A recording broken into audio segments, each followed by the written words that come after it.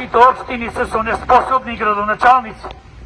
Гледате, владата зеде 1,5 милиарда евра, од кои 250 милиони евра и повеќе ги доделува на општините на Македонија за некакви си проекти. На кој ги дава? На тотално неспособни градоначалници и советници, кои што ги опустошија општините. Знаете зашто ги дава? Во октомври имаме локални избори.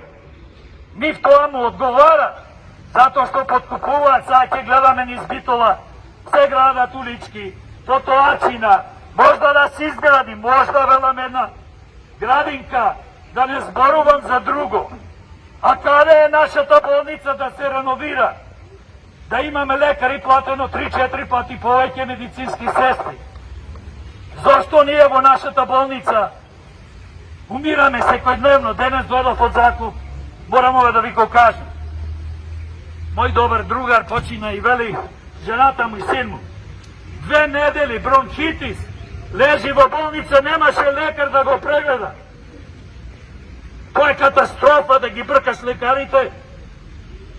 Значи немаме лекари, се знае тоа. Немаме медицински сестри, немаме медицински персонал.